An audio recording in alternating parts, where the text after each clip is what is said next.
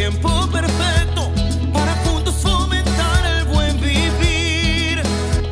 Y la meta no es lejana si tenemos la confianza que la fe y la voluntad mueven montañas. Es la hora del cambio, tu energía es tu aliado y la mano que te ayuda a resurgir. Porque en este movimiento la humildad es el secreto y el motor para emprender el porvenir. Movimiento nacional por la esperanza. Toda meta es visible, toda meta se alcanza. Movimiento nacional por la esperanza. El futuro si es posible, no perdamos la confianza.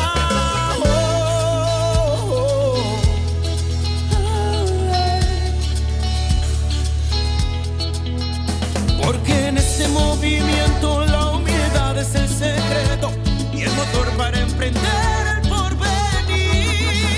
Movimiento nacional por la esperanza. Toda meta es visible, todo se alcanza. Movimiento nacional por la esperanza. El futuro si es posible, no pierdas la confianza. Oye, es el movimiento nacional por la esperanza, donde todo se hace posible, donde todo se alcanza. Buenas noches, compañeras y compañeros. Daremos inicio a la reunión virtual semanal del Movimiento Nacional por la Esperanza. Se encuentra con nosotros el compañero Alejandro Peñalosa de la Red Mundial de Jóvenes Políticos. También se encuentra con nosotros la compañera Itzel Ortega, secretaria de Asuntos Internacionales del Movimiento Nacional por la Esperanza, y el presidente del Movimiento Nacional por la Esperanza, el profesor René Bejarano Martínez. A continuación, le cedemos la palabra al compañero Alejandro Peñalosa. Buenas noches, compañeras y compañeros del Movimiento Nacional por la Esperanza. Es un gusto compartir este espacio con ustedes para hablar sobre la importancia de la juventud en la actualidad. Hoy en día, los jóvenes somos la población más grande que ha tenido la humanidad. Hablando de una cifra, somos alrededor de 1.800 millones de jóvenes en todo el mundo.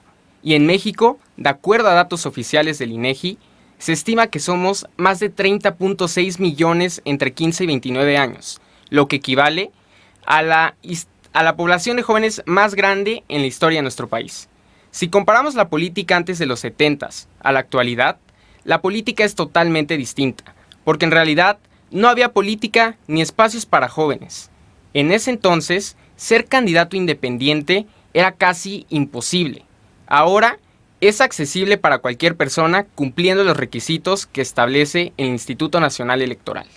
Los jóvenes ya dejamos de ser el futuro, somos el presente y debemos de ser un relevo generacional responsable, capacitado y participativo para poder construir un país mejor, por lo que necesitamos que los partidos políticos, la academia y las organizaciones de la sociedad civil nos capaciten para cuando queramos ser candidatos, podamos ser candidatos buenos y no candidatos de relleno para llenar las listas electorales.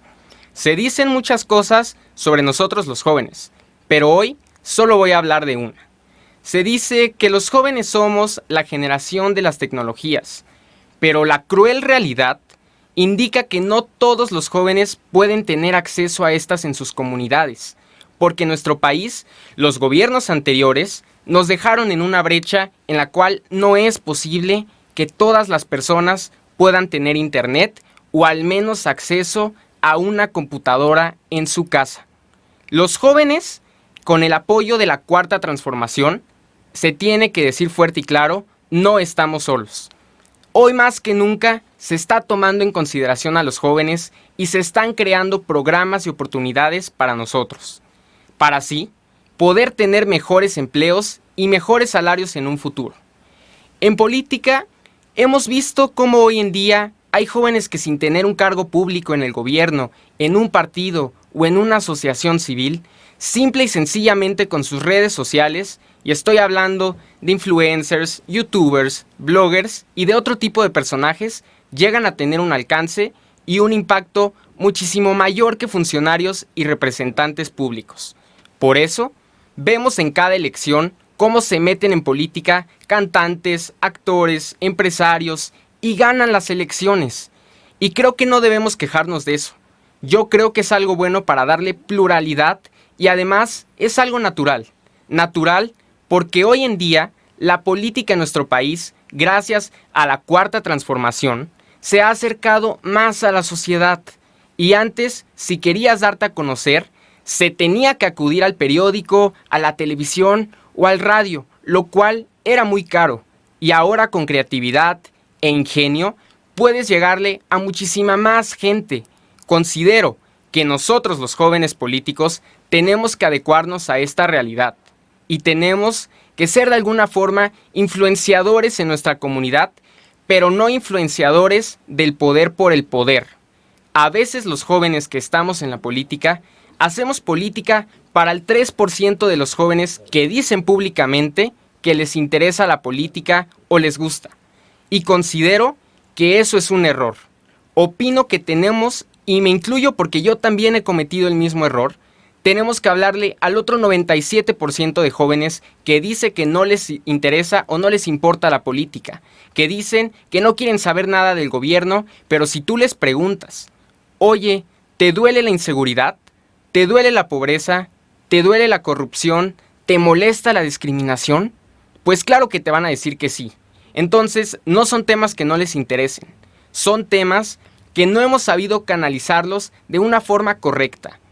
¿Cuál es la importancia de reflexionar e implementar estrategias para saber canalizarlo? Bien sencillo. Representamos, hablando hoy en día y preguntándole a jóvenes, la tercera parte del padrón electoral, pues es muy sabido que con los datos oficiales, 1 de cada 3 votos es de jóvenes. Y aunque la juventud es el sector que menos vota, aproximadamente el 40% en comparación con otros sectores, hay que hacernos una pregunta, y aquí es donde está lo interesante. El que logra hacer que salga a votar un 5% o 7% más de jóvenes es por mucho la diferencia en la elección. Y hoy en día debemos de tomar en cuenta las causas que más nos mueven a los jóvenes, como lo son el feminismo, las causas de la Agenda 2030, el cambio climático, la educación, los derechos humanos, la reducción de las desigualdades, igualdad y paridad de género, los objetivos de desarrollo sostenible, entre otras. Actualmente, los jóvenes contamos con mejores instrumentos y conocimientos a nuestro alcance para hacer de una buena política. Hay que organizarnos y ponernos de acuerdo juntos para crear el México que las y los jóvenes soñamos. Como dice el proverbio chino, si caminas solo, irás más rápido, pero si caminas acompañado, llegarás más lejos. Muchas gracias. Le damos las gracias al compañero Alejandro Peñalosa y a continuación le cedemos la palabra a la compañera Itzel Ortega. Buenas noches, queridos compañeros y compañeras. Una semana después que los demócratas, el Partido Republicano de Estados Unidos, celebró su convención nacional durante los días 24, 25, 26 y 27 de este mes. El evento representó una de las antesalas más importantes previas a la intensa campaña rumbo a las elecciones del 3 de noviembre de este año. El evento culminó con un discurso en el que el actual presidente, Donald Trump, aceptó su nominación para competir en la carrera presidencial y manifestó sus planes para el país en caso de gobernar un segundo periodo junto al vicepresidente Mike Pence. De forma similar a los demócratas, el presidente y ahora candidato planteó su campaña en directa oposición a su contrincante John Biden, acusándolo de promover la anarquía y el socialismo. En oposición a la perspectiva más progresista del partido de Biden, Trump y sus invitados han enfatizado la ley y el orden como principio general de su gobierno. Y cito, estas elecciones decidirán si salvamos el sueño americano o si permitimos que un agente socialista demuela nuestro querido destino. La frase anterior implica que las propuestas trumpistas mayormente representan una continuidad de sus políticas hasta el momento. enfatizando de manera agresiva, como lo hizo su primer campaña, primero el tema del control migratorio y fronterizo, el fortalecimiento de los cuerpos de seguridad pública del país, el proteccionismo comercial y el mantenimiento de la actual estrategia contra la pandemia del coronavirus, la cual ha sido fuertemente debatida por sus opositores en el Congreso. Al respecto de su estrategia de salud, en su discurso de aceptación manifestó tener mucha fe en que la vacuna pueda llegar a finales de este año para derrotar la pandemia. Este discurso, centrado en la vacuna como la solución, a su vez ha venido acompañado de presiones para continuar con las actividades económicas y académicas a pesar del elevado número de contagios y fallecimientos relacionados con la enfermedad del COVID en Estados Unidos. Actualmente asciende a casi 6.183.000 respectivamente.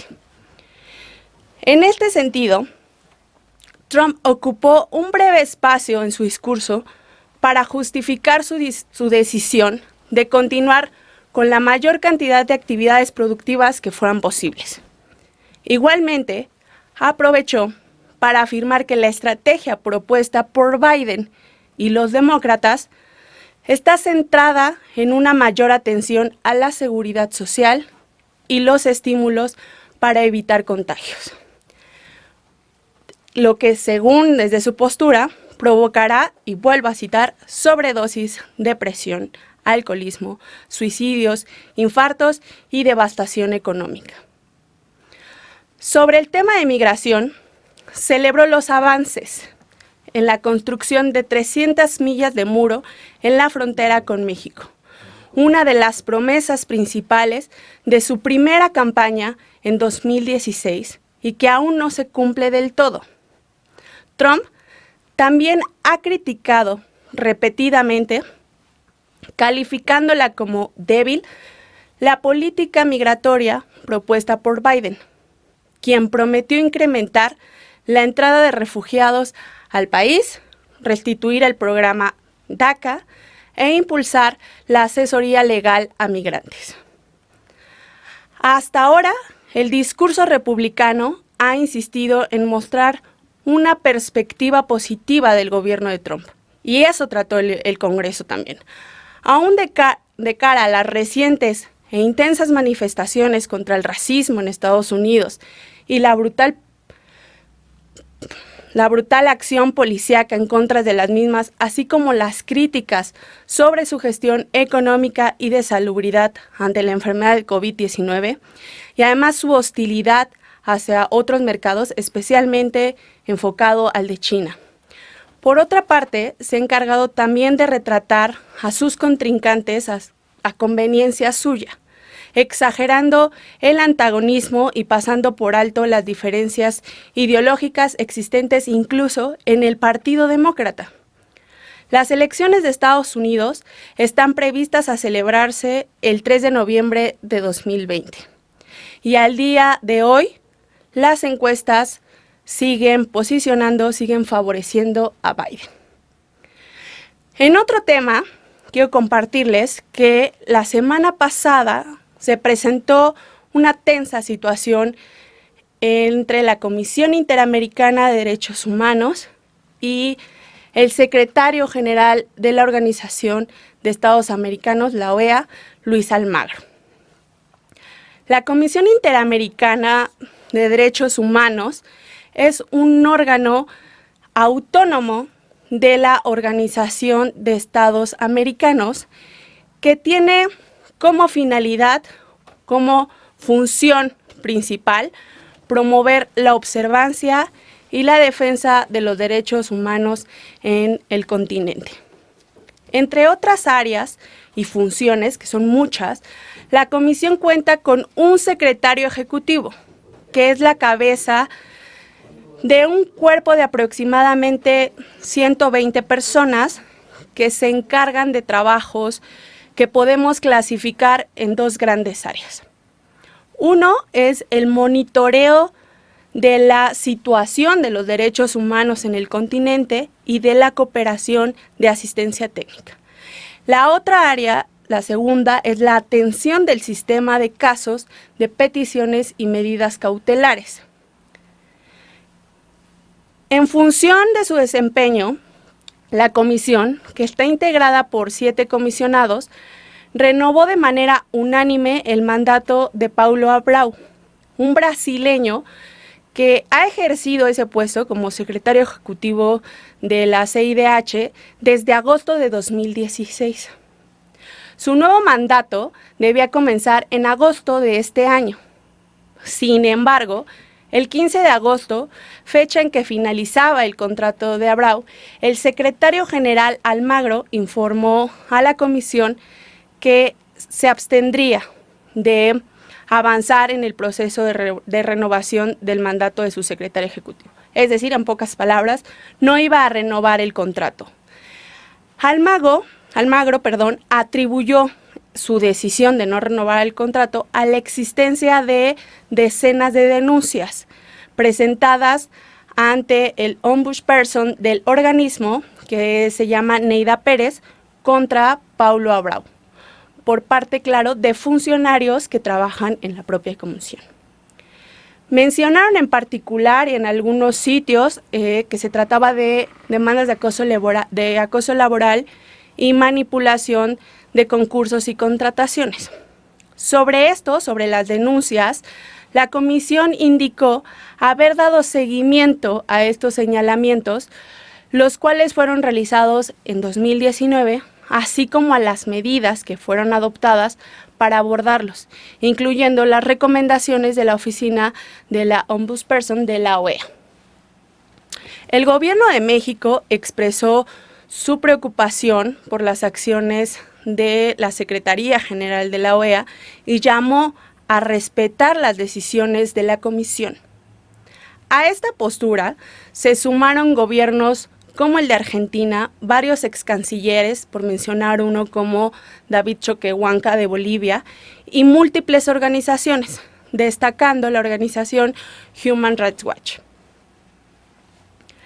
La decisión de Almagro generó en una importante parte de la comunidad internacional una grave preocupación. Me permito aquí explicarles por qué. Primero, porque como lo señaló en su momento la comisión, la decisión de Almagro socavaba los pocos restos de autonomía e independencia de la comisión. Segundo, la decisión de Almagro puso en la mesa pues el analizar las diferencias que existen entre Almagro y Abreu al momento de cuestionar hechos como el de Venezuela, Colombia y Bolivia. Tercero, pusieron en el escenario la posible injerencia política en la comisión, es decir, que se ponga en ese puesto a una persona a modo algunos intereses políticos o personales. Concluyo compartiendo con ustedes que el día viernes 28 de agosto, Luis Almagro reconoció la prerrogativa de la comisión de elegir a su secretario ejecutivo y expresó que él velaría por la independencia y autonomía de este órgano. Sin embargo, hasta el momento, Paulo Abreu continúa realizando sus actividades como secretario ejecutivo de la CIDH, pero careciendo de un contrato, lo que, claro, le prohíbe realizar algunas actividades de índole administrativa. Entonces, habrá que darle seguimiento a este tema porque ciertamente un órgano no puede quedarse sin esos cargos o no pueden tener esos cargos, esas restricciones. Entonces, habrá que ver cómo es que se da el diálogo y cuál es la conclusión de esta confrontación. Gracias y bonita noche. Le damos las gracias a la compañera Itzel Ortega y a continuación le cedemos la palabra al profesor René Bejarano Martínez. Buenas noches, compañeras, compañeros. Quiero en primer lugar agradecer a todas y a todos las compañeras y compañeros que durante los días que duró el curso de formación política para cuadros del Movimiento Nacional por la Esperanza organizado junto con la George Washington University, participaron entusiastamente. Fue una experiencia muy enriquecedora. Las ponencias fueron bastante buenas. El curso, que fue gratuito, fue también muy valorado por la universidad, tanto por el número y la representatividad de los líderes que se anotaron, provenientes de las 32 entidades de la República y también de algunos países diferentes al nuestro. Fue una experiencia que debemos repetir. Vamos a hacer llegar a través del correo electrónico los diplomas personalizados con folio de la universidad para las personas que se pudieron conectar a través de la plataforma Zoom. Vamos a mantener los chats de WhatsApp de los 4 grupos que se integraron hasta el próximo domingo 6 de septiembre, y posteriormente los vamos a desaparecer para dar lugar a nuevos grupos para la formación política. Como ya lo hemos difundido, ya estamos preparando otro curso. Este siguiente se va a celebrar los días 17 y 18 de septiembre y 24 y 25 del mismo mes, de la misma manera, de las 4 de la tarde a las 9 de la noche de cada día. Y la temática del nuevo seminario es el análisis acerca de las consecuencias que tienen y han tenido diversos videoescándalos en la sociedad mexicana. Van a participar diversos especialistas del tema. Este seminario lo estamos preparando junto con el canal 6 de julio, que dirige Carlos Mendoza Aupetit, quien a su vez es el director y fundador de ese medio. Vamos a contar con la participación de un reconocido abogado de nombre Agustín Acosta Ascón, quien es famoso porque representó a Florence Cassés en el caso derivado del montaje que se armó para mantenerla privada de su libertad. Vamos a analizar junto con Roberto Trat, director de una consultora que se llama El Instituto, el efecto que tienen los videoescándalos en procesos electorales. Esa dinámica también es muy importante señalarla, y estamos ya preparando con otros especialistas la temática de las noticias falsas, de los fake news, de la infodemia y otros temas. Desde luego, claro está, yo abordaré mi experiencia personal de una manera analítica y vamos a hacer una presentación correspondiente. Les haremos llegar ya el programa completo en los próximos días. Necesitamos únicamente, para inscribirlos, el nombre completo de quien se desea inscribir, su número de teléfono celular, el lugar de su residencia y su correo electrónico dirigido a mi número telefónico, que todo mundo tiene, igual lo repito, es el 5555 077903, y los vamos a inscribir. Ya vamos a integrar el primer grupo con las primeras 250 personas que ya se anotaron, y a lo largo de los próximos días pues iremos integrando los grupos.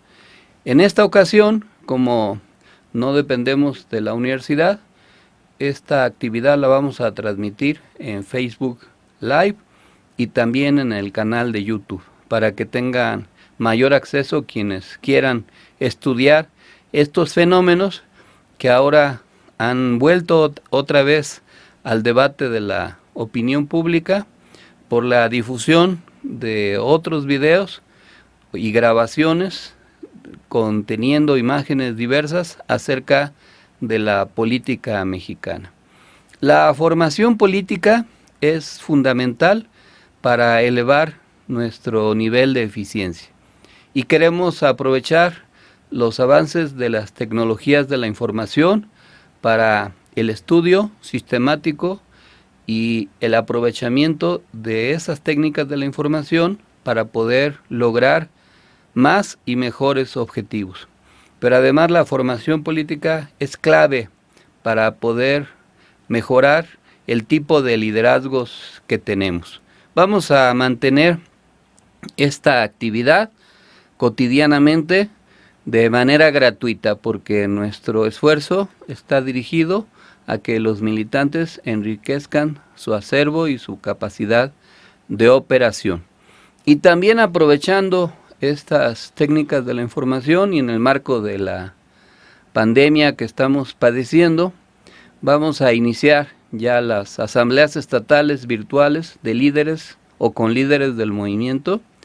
La primera la vamos a celebrar con líderes de Michoacán el próximo 10 de septiembre a partir de las 5 de la tarde. Ya estamos integrando a los líderes para realizar esa asamblea y vamos a empezar primero con las entidades donde va a haber elecciones de gobernador, pero vamos a realizar asambleas con todos los estados de la República y también con dirigentes de las 16 alcaldías de la Ciudad de México. Como ahora no es recomendable hacer asambleas presenciales, tenemos que respetar la sana distancia, no bajar la guardia con respecto a la manera de evitar los contagios y por el bien de todas y todos, por nuestra salud, vamos a aplicar esta dinámica. Porque la lucha política no se ha detenido, nada más ha modificado su manera de presentarse y por eso también nosotros nos estamos adecuando a esta nueva circunstancia. Y en este contexto estamos también impulsando la campaña de firmas en favor de que se someta o pudiera someterse a juicio a los expresidentes de México. Campaña de promoción de firmas que está hecha tomando como base la sugerencia que hizo nuestro presidente Andrés Manuel López Obrador. Ya se están haciendo llegar los formatos y el instructivo para recolectar las firmas.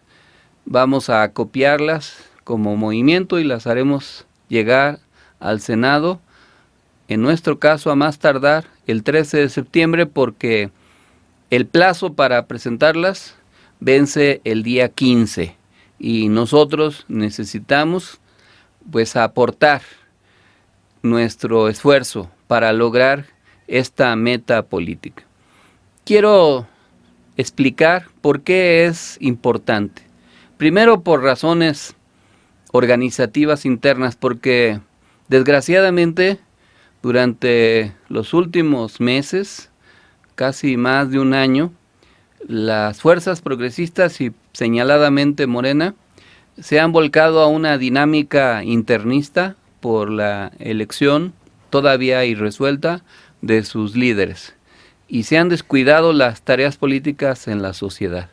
Esta campaña, como en su tiempo la hicimos en la recolección de firmas en contra de la reforma energética, nos obliga a abrirnos a la sociedad, nos permite entrar en contacto con ella aún a pesar de las limitaciones que ahora tenemos. En una encuesta publicada por un medio de comunicación nacional impreso, se hacía notar que más del 70% de la población estaba de acuerdo con esta posibilidad. Y hacerlo implica reacercarse con la gente. No se trata de una venganza política, se trata de entender de lo que se trata, de explicar que en México, que estuvo durante muchos años acostumbrado a un presidencialismo exacerbado, prácticamente la figura presidencial se consideró intocada. Muchos crímenes del pasado quedaron o han quedado impunes. No es esta una ocasión para desarrollar un memorial de agravios, pero hay muchísimos, desde épocas diferentes, como fue el asesinato de Rubén Jaramillo durante la década de los 50, el encarcelamiento de los líderes ferrocarrileros durante el gobierno de López Mateos, la represión al movimiento médico de 1965, la masacre del 2 de octubre del 68 bajo el régimen de Díaz Ordaz, la masacre estudiantil del 10 de junio del 71 bajo el gobierno de Echeverría, la guerra sucia en contra de las fuerzas organizadas que creían en la vía armada, que desencadenaron tanto Echeverría como López Portillo en su tiempo y que enlutaron a muchas familias.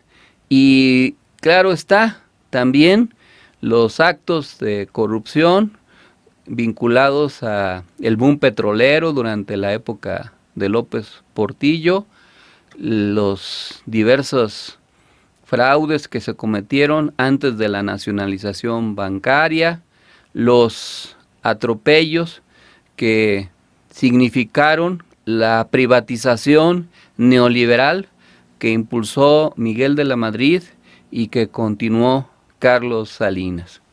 También se trata de entender que esta iniciativa es para dejar atrás a los regímenes neoliberales y dentro de ello al salinismo.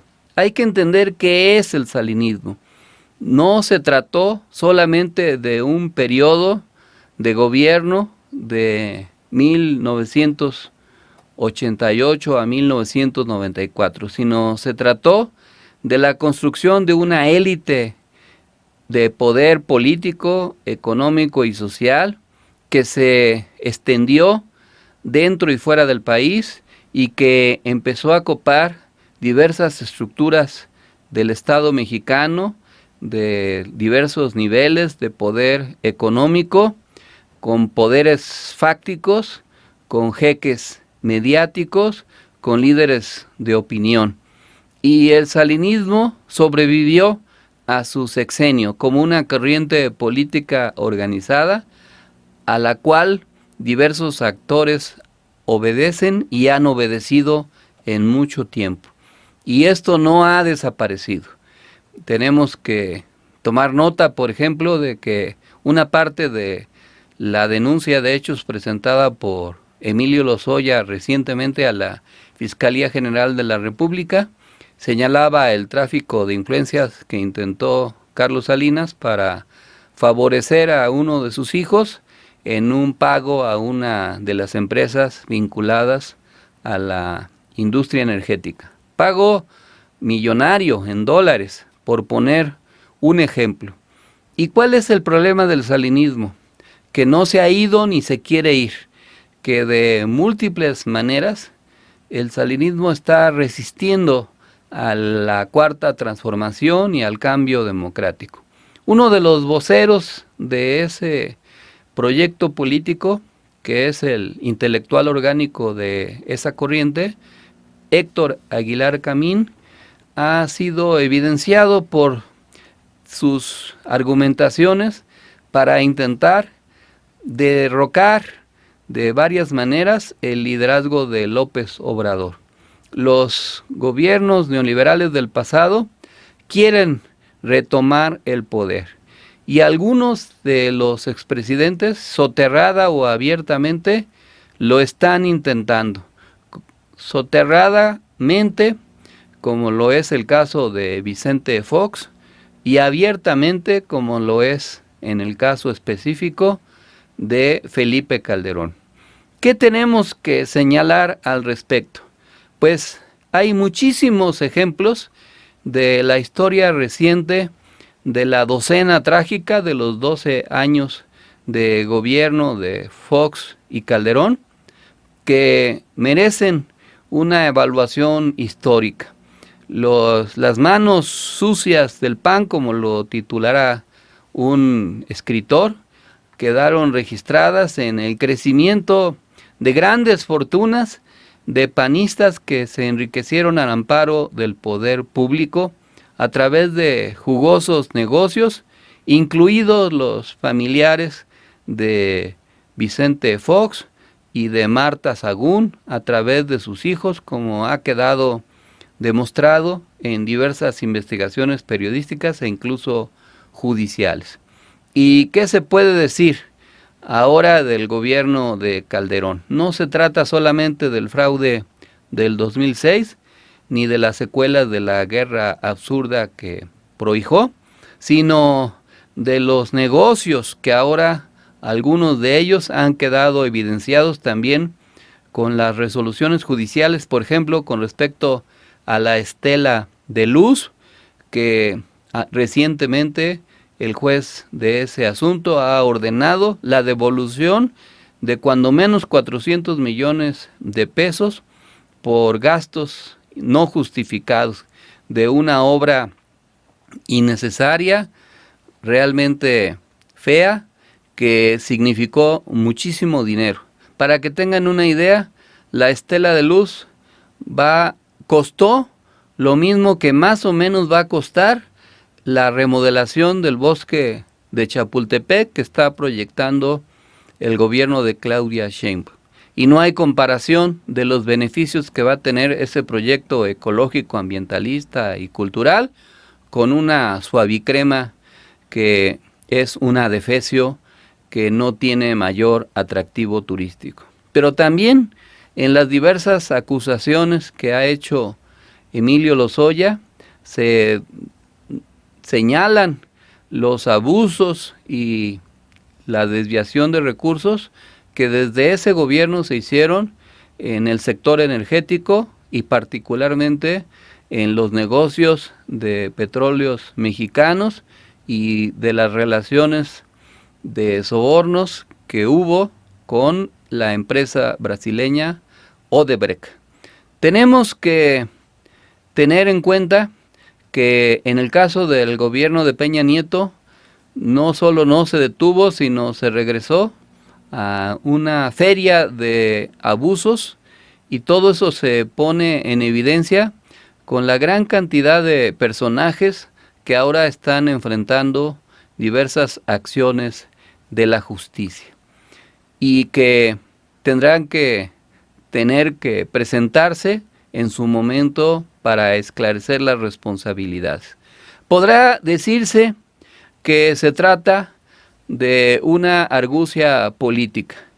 Precisamente se trata de lo contrario, porque en el pasado, cuando el gobierno quería controlar equipos o líderes políticos, los judicializaba, los criminalizaba y luego terminaba exonerándolos, pero para despojarlos de su área de influencia. Fue el caso que Salinas de Gortari utilizó contra Joaquín Hernández Galicia, alias La Quina, en donde el objetivo, además de la venganza personal que Salinas tenía contra La Quina por haberlo exhibido durante la campaña electoral en diversas cuestiones de su niñez, también se trataba de despojarlo del liderazgo del poderoso sindicato de trabajadores petroleros de la República Mexicana.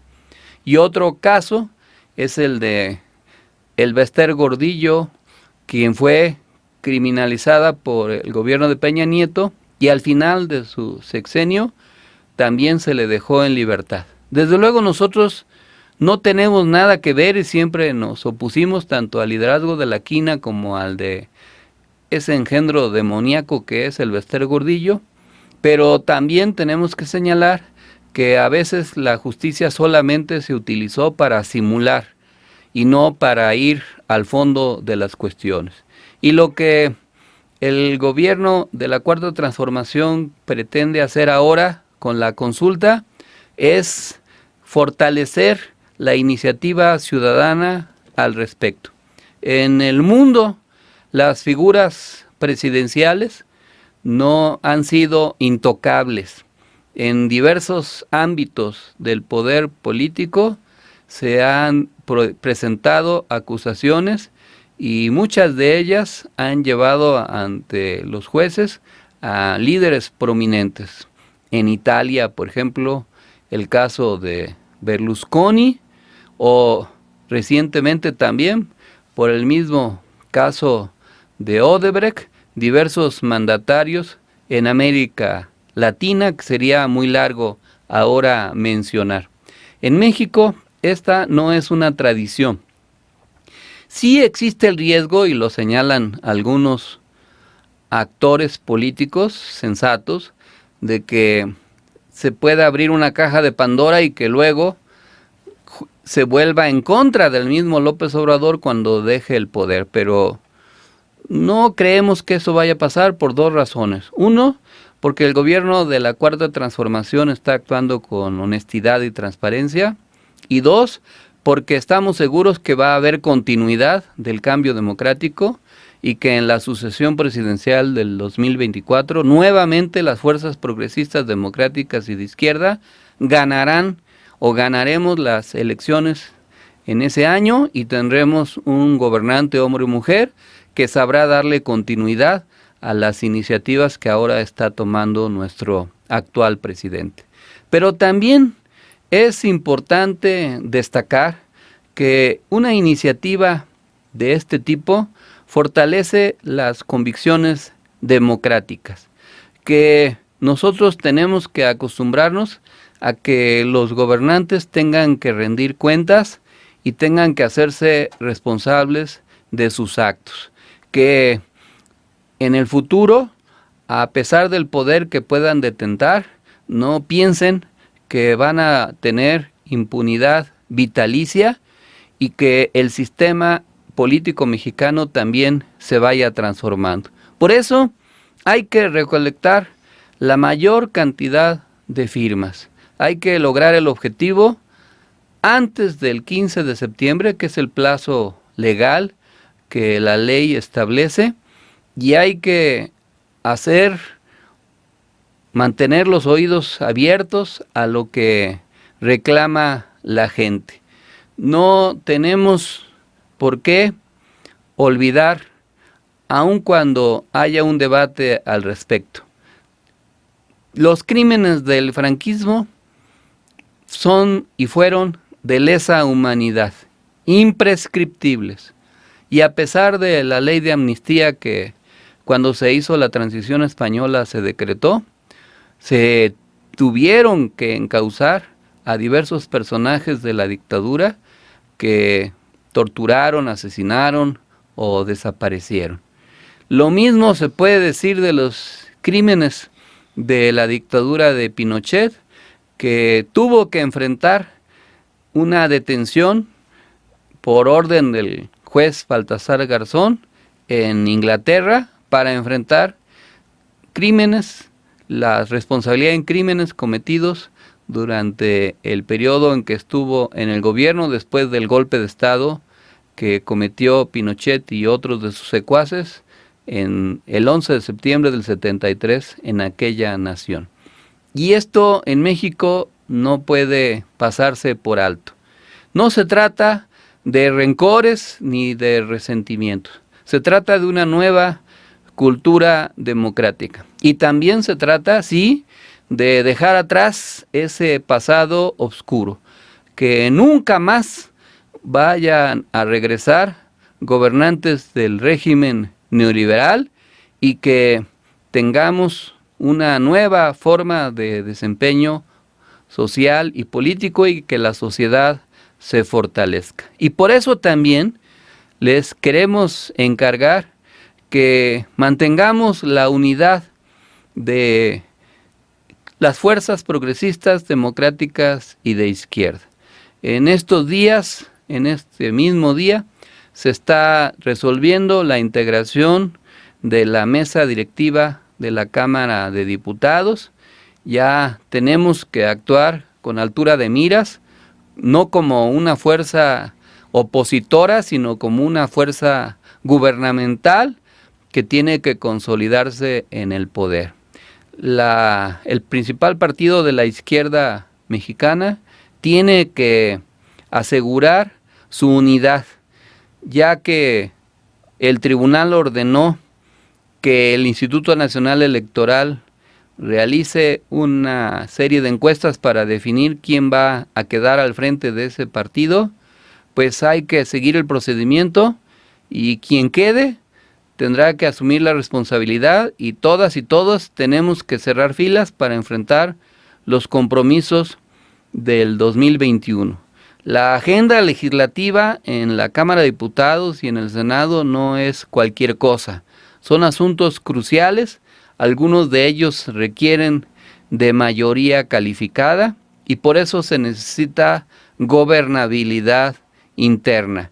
Y las fuerzas progresistas no deben verse como fuerzas que atropellan la propia institucionalidad.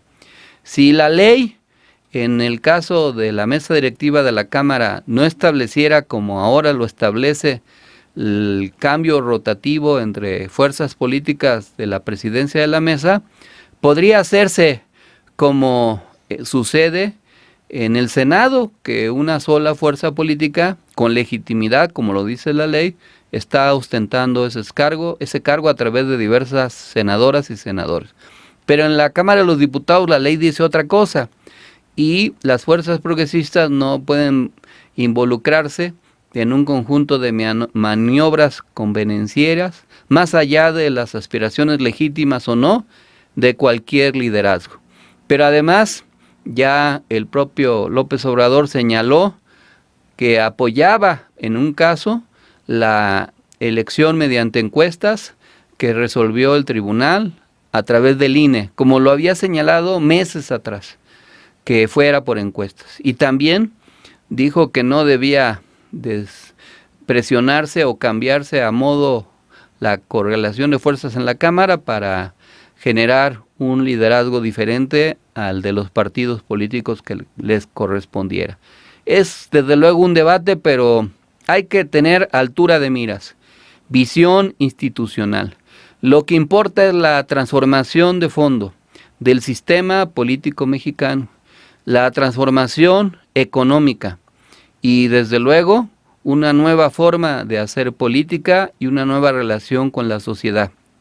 También se trata de cambiar la correlación de fuerzas permanentemente en la sociedad, que tengamos el apoyo de la gente en todas las entidades de la República y que vayamos consolidando este cambio con paso de vencedores. Diversas encuestas de opinión señalan que de hacerse las elecciones para gobernadores en el día de hoy, Morena ganaría, si no es que todas, casi todas las gubernaturas en disputa. Pero una elección puede tener rumbos distintos si no se hace lo que se tiene que hacer.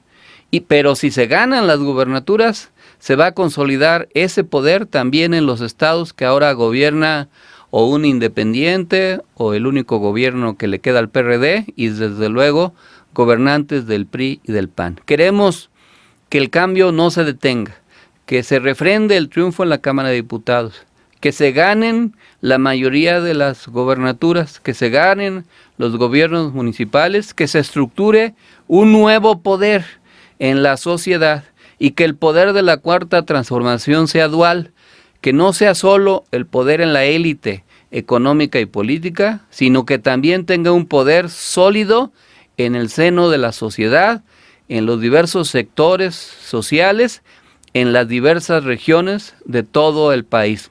Para eso es que hay que desarrollar estas iniciativas. Hay que detener la dinámica internista. Vamos a recolectar firmas al encuentro de la gente, aún ahora que hay condiciones restrictivas, pero la gente está dispuesta, está de acuerdo y desde luego será la ley la que determine, y los aparatos de justicia, si hay elementos o no para procesar a X persona, independientemente del cargo que haya obtenido. El Movimiento Nacional por la Esperanza seguirá siendo una parte modesta, humilde, de apoyo a la Cuarta Transformación.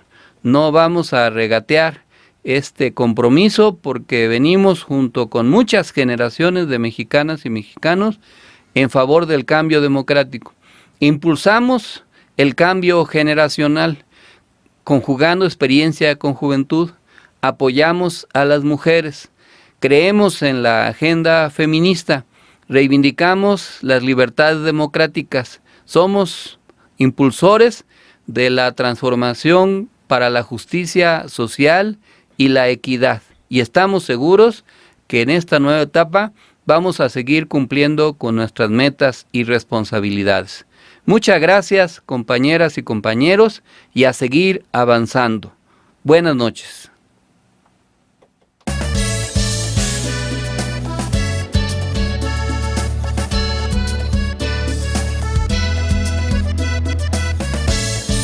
Es un movimiento, una fuente de esperanza. Nunca dejes de creer. El que persevera alcanza.